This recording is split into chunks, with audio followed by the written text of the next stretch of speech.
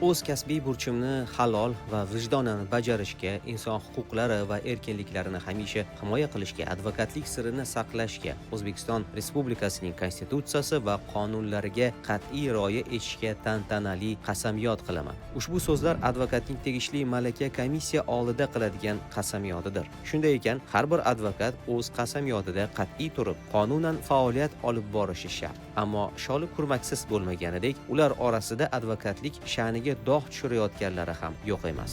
Davlat xavfsizlik xizmati va prokuratura organlari xodimlari tomonidan Toshkent, Samarqand va Guliston shaharlarida o'tkazilgan tezkor tadbirlar davomida qasamyodiga sodiq bo'la olmagan 3 nafar advokatning noqonuniy harakatlariga chek qo'yildi. Xususan, xizmatning Toshkent shahri bo'yicha boshqarmasi xodimlari tomonidan o'tkazilgan tezkor tadbirda poytaxtda faoliyat yurituvchi advokatlar hay'atining muqaddam sudlangan advokati noqonuniy tarzda 5000 AQSh dollari olgan vaqtida ushlandi.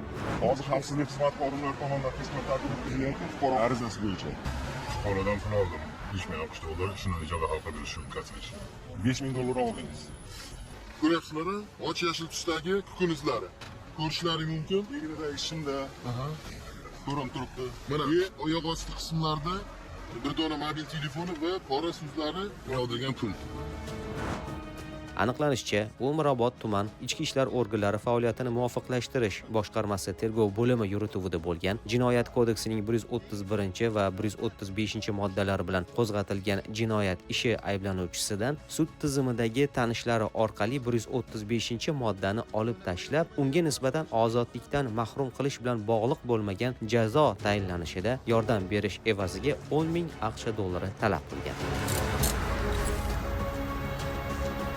Samarqand shahrida kuzatilgan holatda mahalliy advokatlik firmasi advokati jinoyat ishlari bo'yicha Samarqand shahar sudida ko'rilayotgan Jinoyat kodeksining 273-moddasi bilan qo'zg'atilgan jinoyat ishi ayblanuvchisiga nisbatan ozodlikdan mahrum qilish bilan bog'liq bo'lmagan jazo tayinlanishida sud idoralaridagi tanishlari orqali ko'mak berish evaziga 4000 AQSh dollari olgan vaqtida ushlandi. Mana yonimizdan chiqib turadi. Bu seriyalar bilan bakalım, qarab ketaman. Bu bilan mana buni ko'ring. Bir xila. Yuzi bilan ko'rasizmi?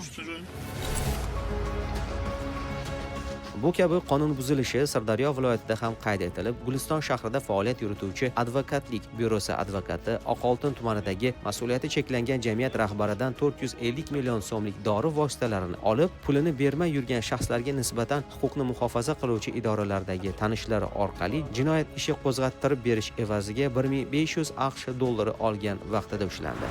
O'ng qo'lida, chap qo'lida kunduzlari bu. Bunda hozir sanaymiz. 1, 2, 3, 13, 14, 15.